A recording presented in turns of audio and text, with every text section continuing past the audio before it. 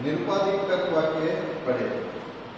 आपको पिछले 2 वीडियो में मैंने बताया था कि निरुपाधिक तर्क वाक्यों के हमने 4 प्रकार पढ़े थे और ये 4 भेद किए गए थे गुण और परिमाण के आधार पर।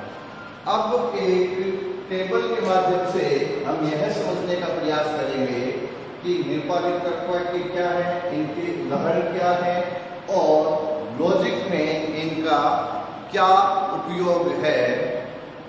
तो सबसे पहले हमने 4 प्रकार के निरुपाधिक तर्क वाक्य पढ़े थे। तो एक उदाहरण के टेबल के माध्यम से हम देखेंगे। सबसे पहले तर्क वाक्य, उसके पश्चात उदाहरण एग्जाम्पल और इनको देखेंगे। और तीसरे का हम यहाँ देख सकते हैं कि इनको हमने क्या नाम दिया है, संज्ञा। ए कहा है, ई कहा है, आई कहा है और ओ कहा है। यहाँ इनका एक संक्षिप्त रूप भी हम देखेंगे ताकि इसको बहुत अच्छे से समझ सके। सबसे पहले जो तर्क वाक्य है, एक प्रकार का तर्क वाक्य है, उसको हमने क्या कहा था, सर्वव्यापी विधेयात्मक।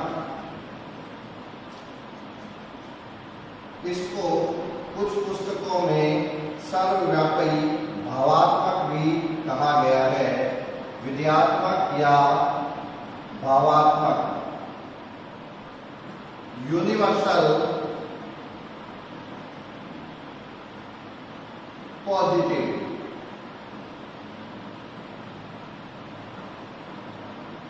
ये हुआ हमारा पहला प्रकार। दूसरा प्रकार है सर्वव्यापी निषेधात्मक।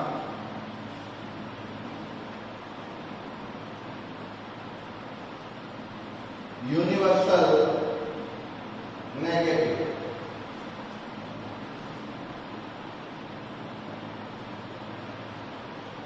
यूनिवर्सल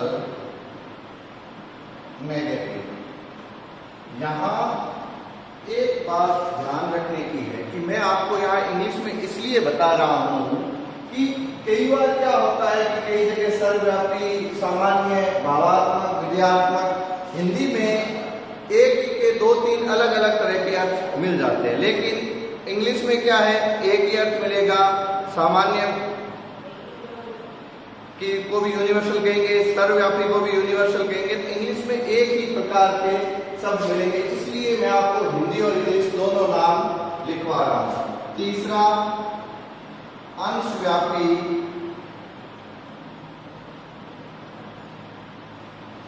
भावात्मक। पर्टिकुलर पॉजिटिव या पॉजिटिव। यूनिवर्सल पॉजिटिव और यूनिवर्सल अफर्मेटिव। पर्टिकुलर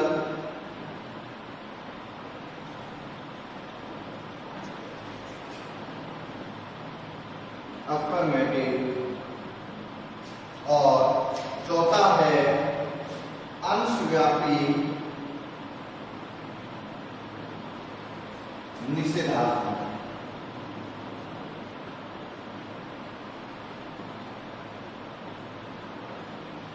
पर्टिकुलर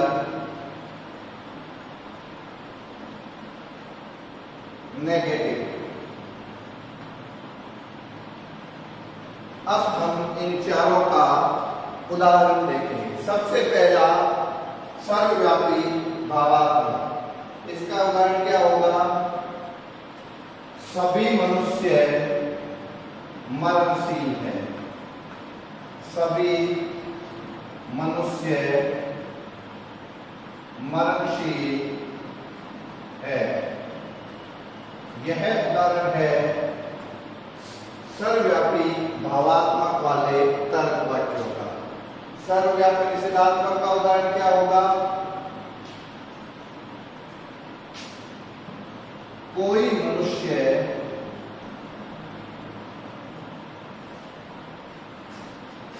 पूर्ण नहीं है। अंशव्यापी भावात्मक का क्या होगा? कुछ मनुष्य या कुछ छात्राएं बुद्धिमान है।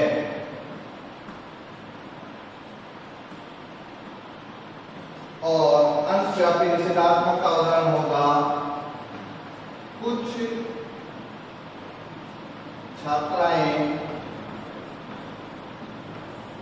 बुद्धिमान नहीं है। कुछ छात्राएं बुद्धिमान नहीं।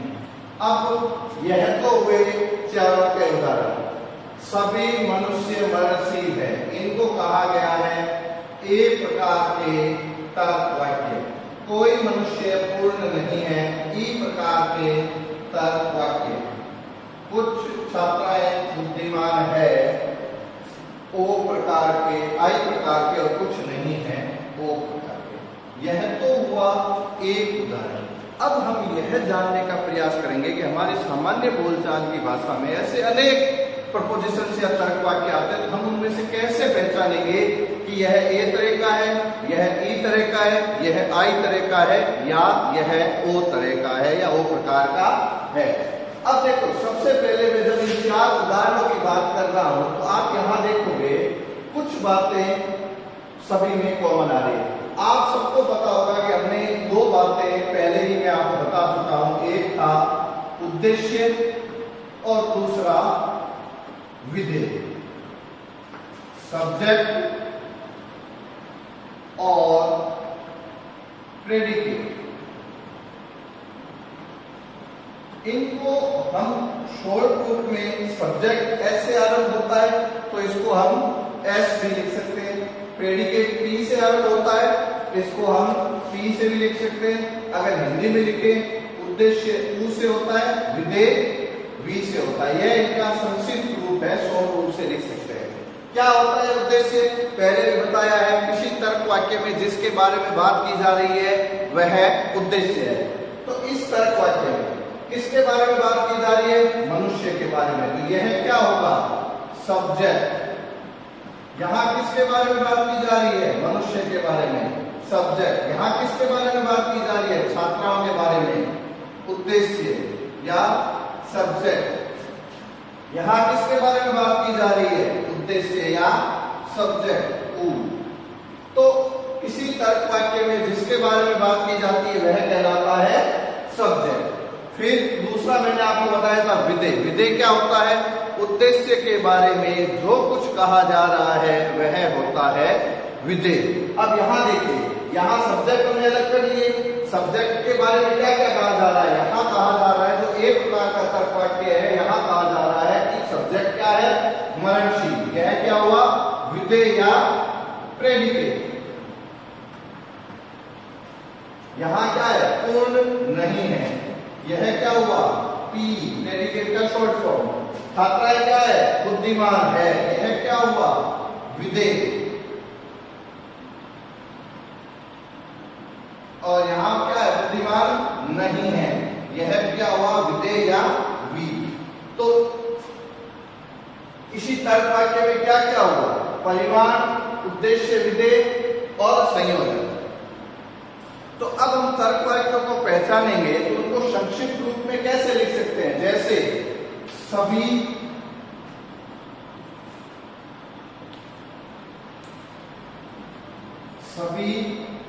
यहां मैंने कुछ खाली स्थान छोड़ दिया और लिख दिया है। कोई,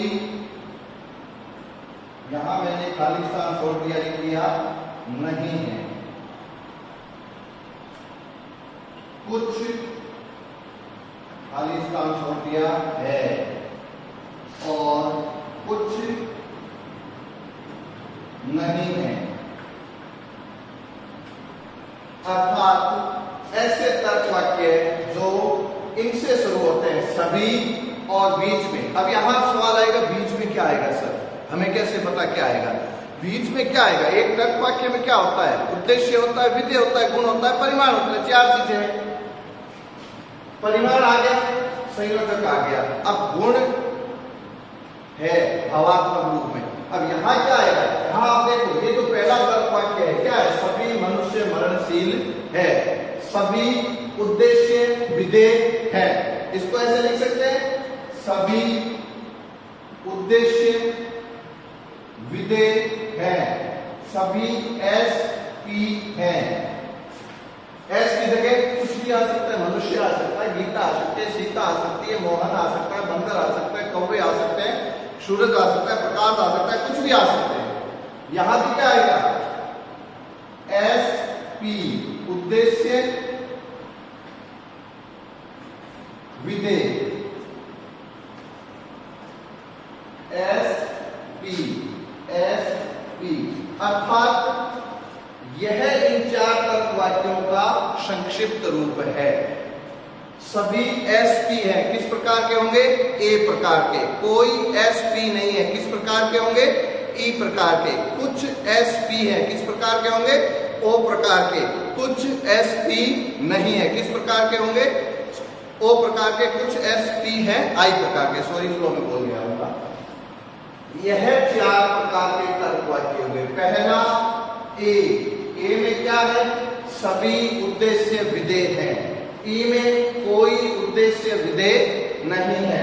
आई में कुछ उद्देश्य विधेय है और ओ में कुछ उद्देश्य विधेय नहीं है। तो इनमें कुछ है, कुछ नहीं है, सभी है, कोई नहीं है। यह तो सभी तर्क वाक्यों में एक कॉमन रूप से चलेंगे। बदलेंगे क्या? उद्देश्य और विधेय। परिस्थितियों के अनुसार उद्देश्य और विधेय, संदर्भ के अनुसार उद्देश्य और विधेय परिवर्तित होते रहेंगे। कुछ छात्राएं खिलाड़ी हैं, कुछ छात्राएं खिलाड़ी नहीं है, कुछ छात्राओं को डांस करना आता है, राम बाजार जाता है, सीता गाना गाती है। इस तरह से अनेक प्रकार के जो तर्क वाक्य हैं उनमें परिवर्तित क्या होता जा रहा है? उद्देश्य और विधेय। तो अब जब हम निरुपाधिक तर्क वाक्य का ये जो अंतिम पार्ट पढ़ रहे हैं, अंतिम भाग पढ़ रहे हैं, उसमें सबसे इंपॉर्टेंट क्या है? यह टेबल है, इस अंक तालिका को याद कर लो। चार प्रकार के तर्क वाक्य हुए, इन चारों के उदाहरण, इन चारों को संज्ञा क्या दी? ए, ई, आई और ओ। ए, ई, आई और ओ। और इन चारों के संक्षिप्त रूप क्या हुए? ए का क्या हुआ? सभी एस पी है, ई का कोई एस पी नहीं है, आई का कुछ एस पी है और ओ का कुछ एस पी नहीं है। यहाँ एस और पी, इसको कंफ्यूज नहीं होना है। एस मतलब सब्जेक्ट, सब्जेक्ट का शॉर्ट फॉर्म एस। वी मतलब, पी मतलब प्रेडिकेट, प्रेडिकेट क्या होता है? विधेय। उद्देश्य क्या होता है? जिसके बारे में बात की जा रही है, उद्देश्य के बारे में जो कुछ कहा जा रहा है वह विधेय। यहाँ मैंने लिखा सभी मनुष्य मरणशील है, यहाँ मैं लिख सकता हूँ सभी छात्राएं बुद्धिमान है, यहाँ लिख सकता हूँ सभी कौवे काले हैं, यहाँ लिख सकता हूँ कोई गधा घोड़ा नहीं है। कुछ भी आ सकता है। हमें क्या देखना है? एस और पी देखना है। एस की जगह क्या आया? कई बार ऐसा भी लिखा आ जाएगा कुछ घोड़े गधे। हमें कंफ्यूज नहीं होना, सर घोड़े गधे कैसे हो सकते हैं? नहीं, हमें घोड़े और गधों पे नहीं जाना। हमें ये क्या देखना है? उद्देश्य क्या है? किन के बारे में कहा जा रहा है? घोड़ों के बारे में। क्या कहा जा रहा है? गधे। हमें क्या देखना है? सब्जेक्ट क्या है, प्रेडिकेट क्या है। उसकी जगह क्या है? ऐसा भी आ सकता है कुछ भारतीय पाकिस्तानी है, कुछ भारतीय अमेरिकन है, कुछ अमेरिकन अफ्रीकन है। तो इन शब्दों के जाल पे नहीं जाना। हमें मूल रूप से क्या देखना है? उद्देश्य क्या है तर्क वाक्य का, तर्क वाक्य का विधेय क्या है, और उस आधार पे आगे हम समझेंगे। हमें अभी तक आपको जितना बढ़ाया है उस हिसाब से मूल रूप से क्या ध्यान रखना है? निरुपाधिक तर्क वाक्य के चार प्रकार होते हैं, ए, ई, आई, ओ। इनके उदाहरण और हम कैसे डिटेक्ट करेंगे, कैसे पता चलेगा कि तर्क वाक्य का कौन सा प्रकार किस आधार पर आता है। तो वो इन संक्षिप्त रूपों से पता चलेगा कि जो इस प्रकार के तर्क वाक्य जो सभी से आरंभ होते हैं, बीच में उद्देश्य विधेय आता है और अंतिम रूप से भावात्मक रूप से आता है, तो वो होंगे ए प्रकार के। अगर इस तरह का आता है, कोई से स्टार्ट होता है, उद्देश्य विधेय है, अंत में नहीं है आता है, या फिर कुछ है या कुछ नहीं है, इस तरह का वर्गीकरण। यह टेबल आप याद कर दो, पूरे लॉजिक का महत्वपूर्ण पार्ट यही है। और शब्दों पे अब आगे जब हम जो कुछ तर्क वाक्य पढ़ेंगे हम यही संक्षिप्त रूप भी पढ़ेंगे।